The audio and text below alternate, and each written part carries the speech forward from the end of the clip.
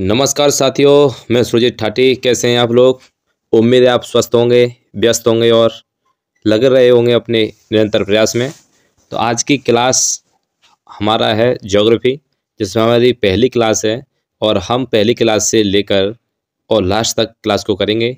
आप इसके पिछले सारे पार्ट आगे वाले सारे पार्ट हमारे इसी यूट्यूब चैनल पर प्ले लिस्ट में जाकर आप उसे वॉच कर सकते हैं। उनकी आपको एक बनी हुई प्लेलिस्ट मिल जाएगी। तो हम भूगोल को हम 4 पार्टों में पढ़ेंगे। पहले हम एस्ट्रोनॉमी पढ़ेंगे, जिसमें हम पढ़ेंगे ब्रह्मांड को, और फिर ज़मीन पर आएंगे, फिर पृथ्वी के बाद फिजिकली, फिर धीमे धीमे उसका लेवल बढ़ाते जाएंगे और हम कंप्लीट करेंगे इसको आने वाले समय में। तो हम शुरुआत करेंगे अपनी क्लास की। चलो शुरुआत करते हैं। अब भूगोल को 3 मुख्य शाखाओं में हमने बांटा गया है, जैसे भौतिक भूगोल, मानव भूगोल और तकनीकी भूगोल, जिसमें भूगोल की 2 मुख्य शाखाएं भी हैं, जिसमें पहली शाखा है भौतिक भूगोल और दूसरी सांस्कृतिक भूगोल। इसको हम दूसरे नाम से बोल सकते हैं मानव भूगोल। भौतिक भूगोल की हम बात करें तो भौतिक भूगोल पृथ्वी की सतह की भौतिक विशेषताओं का अध्ययन करता है। वहीं जब मानव भूगोल की हम बात करें तो मानवीय जो गतिविधियां हैं उनका अध्ययन करता है। मानवीय गतियां जैसे कि प्राकृतिक चीज़ों के अलावा जो भी हमें चीज़ें दिखती हैं, जैसे मकान, सड़कें, वाहन और जो भी मनुष्य द्वारा बनाई हुई जो वस्तुएं हैं या जो भी स्थान हैं, उनको हम मानव भूगोल या मानवीय गतिविधियों का भूगोल में रखते हैं। भौतिक भूगोल में हम पहाड़ियाँ, जो नेचुरल चीज़ें, उनको हम रखेंगे। आगे की बात करें तो आगे भी भूगोल की हम 4 प्रमुख शाखाओं में बांटेंगे। एक भू आकृति के नाम पर, तो भू आकृति जैसे कहीं भी पहाड़ हैं, नदियाँ हैं, झरने हैं, कहीं पठार हैं, कहीं महाद्वीप हैं, उन जगह को मिलाकर हम रखेंगे भू आकृति विज्ञान में। उसके बाद जलवायु विज्ञान, जिसमें हम क्षोमंडल, समता मंडल, मध्य मंडल, आयन मंडल और वायुमंडल वगैरह जो पढ़ते हैं हम 5 मंडलों को, उसमें रखेंगे जलवायु। और फिर रहता है समुद्र विज्ञान, जिसमें हम सागर और सागरों में छोटे छोटे सागर और बड़े बड़े सागर, फिर महासागर, उनको पढ़ेंगे हम समुद्र विज्ञान में। जीव भूगोल में हम रखेंगे कहाँ पर कौन सी जनजाति, किस टाइप के जीव रहते हैं, कौन से कॉन्टिनेंट पर किस प्रकार के जीव पाए जाते हैं, तो उसको हम जीव भूगोल में रखेंगे। हम बात करेंगे भूगोल के 6 आवश्यक तत्व की, तो वह स्थानिक दृष्टि से विश्व, स्थानिक और क्षेत्र, भौतिक प्रणालियाँ, मानव प्रणालियाँ, पर्यावरण और समाज, भूगोल के उपयोग। हम बात करेंगे भूगोल के 5 मुख्य विषय की, तो उन 5 मुख्य विषयों में स्थान, मानव, पर्यावरण, संपर्क और आंदोलन और क्षेत्र आते हैं। वहीं पर हम जब शुरुआत करते हैं ब्रह्मांड की, तो हम शुरुआत करेंगे जब ब्रह्मांड की उत्पत्ति होती है वहाँ से। तो ब्रह्मांड का मतलब होता है पूरा समय और अंतरिक्ष और उसकी सामग्री में हम बात करेंगे तो उल्कापिंड, क्षुद्र ग्रह, एस्ट्रॉयड और ग्रह, तारे, सब कुछ, गैसीय धूलकण, आकाशगंगाएं, खगोलीय पिंड, गैलेक्सियों के बीच का अंतरिक्ष, पारमाणविक कण और सारा पदार्थ और सारी ऊर्जा शामिल होती है ब्रह्मांड में। और ब्रह्मांड का नहीं तो कोई किनारा होता है, न कोई अंत होता है, लेकिन हम कल्पना कर सकते हैं कहीं ना कहीं तो कोई ना कोई अंत जरूर होगा। लेकिन ब्रह्मांड ऐसी वस्तु नहीं है जिसे हम खुली आंखों से देख सकें, तो सिर्फ हम कल्पना कर सकते हैं। देख तो हम धरती से ऊपर नंगी आंखों से 200 मीटर नहीं देख पाते अच्छे से, लेकिन हम कल्पना कर सकते हैं कुछ यंत्रों से हम ग्रह शनि तक तो हमारी दूरदृष्टि पहुंच चुकी है। सन 2019 में बताया गया हम शनि तक देखने में सक्षम रहे, लेकिन कोशिश रही है कल्पना की। तो कल्पना में हमने ये कल्पना के आधार पर हम आपको ये क्लास पढ़ाएंगे, जो हमारे साइंटिस्ट या हमने जो कल्पना की है उस हिसाब से। ब्रह्मांड में न तो कोई किनारा है और न ही कोई केंद्र है, ऐसा हम मानते हैं। ब्रह्मांड में हर सेकंड करीब 120 ब्लैक होल पैदा हो रहे हैं, जो भौगोलिक लोगों ने बताया। और इसके अलावा हर सेकंड लगभग 1200 तारे नष्ट होते हैं, ऐसा माना जाता है। ये सब काल्पनिक बातें हैं। और करीब 60,000 नए तारों का जन्म होता है। ब्रह्मांड का दूसरा नाम कॉस्मोस है। ब्रह्मांड में लाखों आकाशगंगाओं से मिलकर एक ब्रह्मांड का निर्माण हुआ, ये आप स्पष्ट जानते हैं। लेकिन ब्रह्मांड क्या है? तो ब्रह्मांड समस्त आपको जो भी दिखता है या समस्त जो भी धूल कण, मिट्टी, बादल, पृथ्वी के अलावा सूर्य, तारे, चंद्रमा, ऐसे कई सारी चीज़ों को मिलाकर इन सब को हम क्या कहेंगे? ब्रह्मांड कहेंगे। ब्रह्मांड का नहीं तो आदि है और नहीं अंत है। आकाशगंगा तारों, गैस के बादलों और धूल के कणों का एक समूह यह ब्रह्मांड में एक साथ घूमता है। तो ब्रह्मांड में अरबों आकाशगंगाएं हैं। इनका निर्माण समझ अरबों साल पहले ब्रह्मांड के आरंभ के तुरंत बाद हुआ होगा। हम बात करेंगे आकाशगंगा की, तो आकाशगंगा के कुल द्रव्य का 98% भाग तारों तथा शेष 2% भाग गैस एवं धूल के कण और विशाल बादलों से घिरा हुआ है। संरचना के आधार पर आकाशगंगा 3 प्रकार की होती हैं। एक होती है सर्पिलाकार, जैसे मान लो जैसे घर में एक थाली हो, थाली में चावल हो, उन चावलों में आप ऐसे ऐसे धीमे धीमे उंगली फिराना, घुमाना, तो ये हो गई सर्पलाकार। सांप की कुंडली की तरह जो घूमी हो उसे कहते हैं सर्पलाकार। एक होती है दूसरी दीर्घ वृत्ताकार। दीर्घ वृत्ताकार मतलब होता है वृत्त की तरह, और एक होती है स्तंभ सर्पिल जो खड़ी सी आपको दिखाई देगी। तो 3 भागों में हमने संरचना के आधार पर आकाशगंगा को हमने बांट दिया।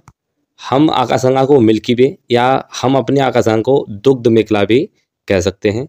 दुग्ध मेखला, और दुग्ध मेखला या मिल्की वे इसलिए कहा जाता है क्योंकि एक तो ये सफ़ेद होती है, गाय की तरह दिखती है इसलिए दुग्ध मेखला, और दूध की तरह दिखती है इसलिए मिल्की वे भी कहा जाता है।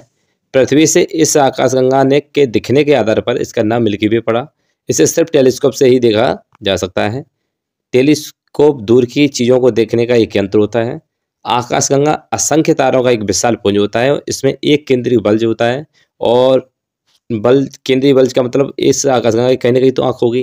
जैसे हमारे नहरों में या नदियों में कोई भंवर पड़ता है, उसमें बीच में आपको गोल सा कुछ ना कुछ तो होगा, जैसे वो चीज़ स्टार्ट हुई होगी। जो बीच में आपको ये न्यूक्लियर बल्ज दिख रहा है, तो ये पावर बल्ब भी होगा क्योंकि इसके चारों तरफ सारी गैलेक्सियाँ चक्कर काट रही हैं। तो ये तीनों घुलनशील भुजाओं के अनेक तारों से निर्मित है, और ये बल्ज आकाशगंगा के केंद्रों को कहा जाता है। ये प्रत्येक आकाशगंगा में अनुमानतः 100 अरब तारे होते हैं। और बल्ज की बात करें तो अंदर जो हॉल होता है इसके अंदर बल्ज और या न्यूक्लियर बल्ज।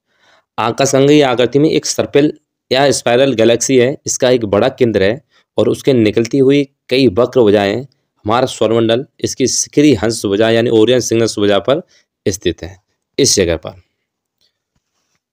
तो हम आगे बढ़ेंगे। तो आगे से पहले एक सूचना है, हमारे इसी चैनल पर हिंदी आपको डिटेल से आधुनिक इतिहास और मध्यकालीन भारत स्टैटिक के साथ और अदर कई टॉपिक इस पर प्लेलिस्ट द्वारा शुरू से लास्ट तक कराए जाएंगे। तो आप बने रहें और अपने मित्रों और अपने सहपाठियों और अपने जिनका हित चाहते हैं उन पर ये क्लास शेयर करें।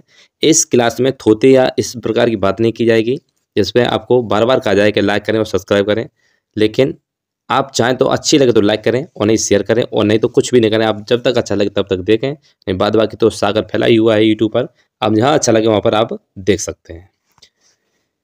अब इससे संबंधित कुछ क्वेश्चन हैं जो इस प्रकार बने हुए हैं और बने थे, क्योंकि ये आकाशगंगा जो ब्रह्मांड हमने पढ़ा है ये ग्रुप डी सी की नौकरियों के लिए नहीं है, जॉब्स के लिए नहीं है, ये सिविल के लिए है। तो उस आधार पर मैंने उस नॉर्मल को निकाला है जो छोटी छोटी परीक्षाओं में अक्सर देखा जाता है। जैसे पहला क्वेश्चन इस प्रकार पूछता है कि आकाशगंगा किसे कहते हैं, तो सही आंसर तो इसका ये है कि तारों के विशाल समूह को आकाशगंगा कहते हैं। अगला क्वेश्चन है आकाशगंगा में कितने तारे होते हैं, तो लगभग 100 अरब तारों की संख्या आकाशगंगा के आकार पर निर्भर करता है। फिर अब मान लो एक आकाशगंगा में 100 अरब तारे प्लस ग्रह भी होंगे, लेकिन एक ब्रह्मांड में 100 अरब से ज़्यादा आकाशगंगा, सोचो तारे कितने होंगे, सोचने वाली बात है। अगला क्वेश्चन है एक आकाशगंगा का कितने प्रतिशत भाग तारों से बना होता है, तो मैंने पहले ही कहा 98%। और तारे हम उसे कहते हैं जो अपने आप की खुद की उनमें रोशनी हो, ऐसे नहीं किसी को देखकर चमक जाए, जैसे हमारा चंद्रमा चमक जाता है। कुछ दिन पहले कुछ डब्बे से आसमान में चमक रहे थे, जैसे उसमें बताया गया टेस्ला के सैटेलाइट हैं और वो सूर्य से चमकते हैं। तो जो सूर्य से चमकते हैं वो तो ग्रह हैं, और जो अपने आप से चमकते हैं जिनमें हाइड्रोजन हीलियम का संलयन होता है उन्हें हम तारे कहते हैं। आकाशगंगा में ग्रहों की संख्या कितनी है, तो 50 अरब से ज़्यादा है। हमारा सूर्य किस आकाशगंगा का हिस्सा है, तो यह है दुग्ध मेखला यानी मिल्की वे का। दुग्ध मेखला को अंग्रेजी में क्या कहा जाता है, तो इसे कहा जाता है मिल्की वे। दुग्ध मेखला में किस स्थान पर सूर्य स्थित है, तो बाहरी ओर आकाशगंगा हमारे उत्तर से दक्षिण दिशा में विस्तृत है। सूर्य कितने समय में हमारी आकाशगंगा के केंद्र का चक्र पूरा कर लेता है, तो सही आंसर इसका है 25 करोड़ वर्षों में। आकाशगंगा में तारों के अलावा और क्या क्या स्थित होता है, तो उसमें सही आंसर ये है ग्रह होते हैं, ठोस पिंड होते हैं तथा धूल कण पाए जाते हैं। तो मैं यहाँ पर आदि लगाना चाहूँगा क्योंकि उसमें ग्रह उपग्रह बहुत सारी व्यवस्थाएं होती हैं। अगला क्वेश्चन है हमारी आकाशगंगा का आकार कैसा होता है, तो हमारी आकाशगंगा का आकार सर्पिलाकार है। यही एक और क्वेश्चन है आकाशगंगाओं के आकार कुल कितनी तरह के हो सकते हैं, तो मैंने जैसे बताया 3 तरह के तो होते ही, सर्पिलाकार, दीर्घावतार तथा अनियमित या स्तंभ पाई बोल सकते हैं। अगला क्वेश्चन है ब्रह्मांड में सबसे अधिक किस आकार की आकाशगंगाएं हैं, तो सबसे अधिक हैं सर्पिलाकार। जो मैं जैसे बताया कि एक थाली लो, उसमें चावल डालो और उंगली से घुमा दो बीच बीच में, तो लाइन बना देंगे गोला गोला करके, मैंने बताया भी था। जैसे कि ये थाली है, थाली यहाँ से चावल से भरी हुई है, यहाँ से उंगली घुमाना शुरू कर दो तो जो ये सांप सर्प की तरह कुंडली बना रही है यही है आपकी सर्पलाकार।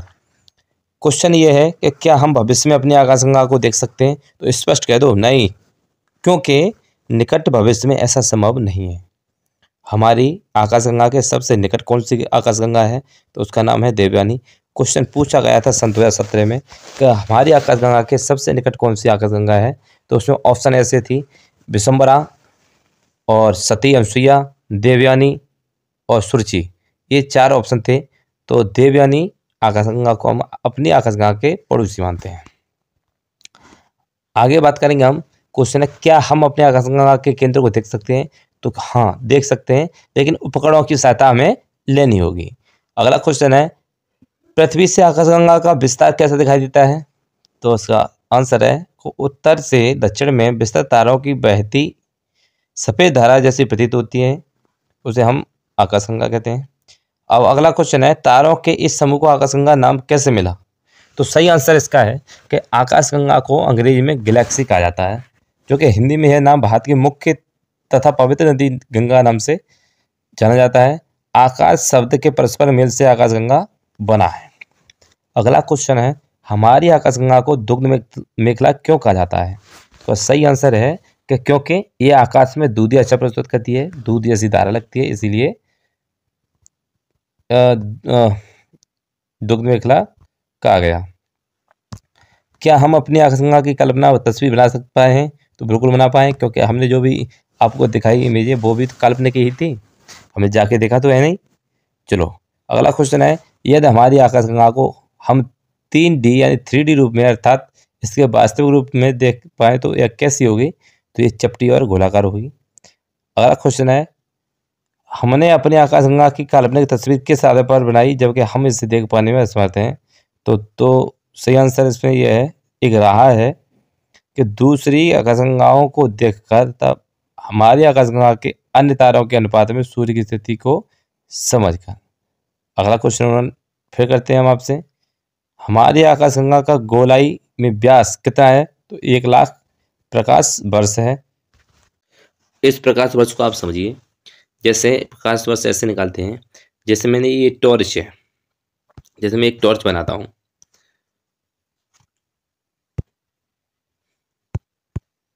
जैसे मैं एक टॉर्च बनाता हूँ, मान लो ये टॉर्च है,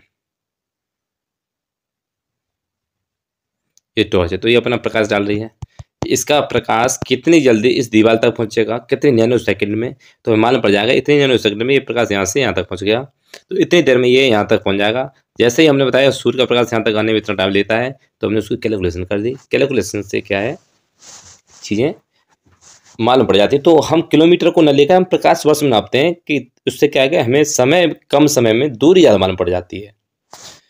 हम अगला क्वेश्चन है, हमारे आकाशगंगा की मोटाई कितनी है? तो हमारी आकाशगंगा चपटी है, इसलिए एक तरफ इसका व्यास है और दूसरी तरफ इसकी मोटाई है। इसकी मोटाई 1000 प्रकाश वर्ष है लगभग। अगला क्वेश्चन है, यदि हमारी आकाशगंगा की तुलना किसी भी वस्तु से करें तो यह देखने में किसके समान लगेगी? तो सही आंसर इसका हो आतिशबाजी में प्रयोग होने वाले घुमावदार चलती चक्री के जैसे। अंतर ये होगा कि जहाँ चक्री एक और भुजा बनाकर प्रकाश छोड़ती है और वहीं आकाशगंगा की 2 प्रमुख भुजाएं प्रकाश छोड़ती हैं। इस प्रकार क्वेश्चन है, सही हमारे आकाशगंगा के मुकाबले हमारे सौरमंडल का आकार कितना है? तो ये पूछने वाला क्वेश्चन तो नहीं है, लेकिन इसकी थ्योरी ये है कि इसको समझने के लिए हमें भारत, पाकिस्तान और बांग्लादेश को मिलाकर बने भूभाग की कल्पना करनी होगी, जिसे संयुक्त भारत कहेंगे। अब यदि इतने बड़े भूभाग को आकाशगंगा मान लिया जाए तो हमारा सौरमंडल इस संयुक्त भारत में कहीं बड़े 1 रुपए के सिक्के जितना होगा। और फिर भी 1 क्वार्टर माधुरी का पीने के बाद आदमी कहता है पैर मार कर जमीनी में कि मैं ब्रह्मांड हिला दूंगा। वाह भाई वाह, क्या बात है। अगला क्वेश्चन है, यदि हम इतने छोटे हैं और तो क्या कभी आकाशगंगा में कोई परिवर्तन कर पाने में सक्षम होंगे? तो हाँ, बिल्कुल होंगे, क्योंकि हम छोटे अवश्य हैं, परंतु जिस प्रकार 1 रुपए के सिक्के की संख्या अरबों में है और उसी प्रकार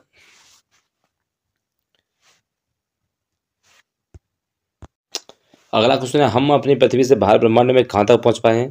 तो फिलहाल हम शनि ग्रह से कुछ आगे ही पहुँच पाए हैं, परंतु सौरमंडल में निकल पाने में संभव नहीं है। अगला क्वेश्चन है, क्या हमारी आकाशगंगा का अंत होगा? तो अवश्य होगा, जो जिया है वो मरेगा। अगला क्वेश्चन है, यदि हमारी आकाशगंगा की भुजाएं हैं तो हमारा सौरमंडल किस भुजा में स्थित है? तो इसका भी आंसर ये है कि हमारी आकाशगंगा की 2 भुजाएं हैं तथा बल्कि अन्य भुजाएं हैं, हम मुख्य भुजाओं में नहीं है। हमारा सूर्य शिकारी हंस भुजा में विद्यमान है। अगला क्वेश्चन है, क्या हमारी आकाशगंगा के मध्य कोई बड़ा तारा है जिसकी परिक्रमा हमारा सूर्य व अन्य तारे कर रहे हैं? तो इसका आंसर है नहीं। इसका केंद्र गहन अंधकारमय है, जिसे ब्लैक होल श्याम छिद्र या कहा जाता है। यह ब्लैक होल इतना शक्तिशाली है कि यदि कोई व्यक्ति इसके गुरुत्वाकर्षण क्षेत्र में आ जाए तो यह इतनी तेजी से उसे अपनी ओर खींचता है कि वह व्यक्ति एक तार की तरह खींचकर बीच में ही टूट जाता है। अगला क्वेश्चन है, दूसरी आकाशगंगा में हमारी पृथ्वी तक रोशनी कितने समय पहुंचती है? तो ये तो हमें देखना पड़ेगा।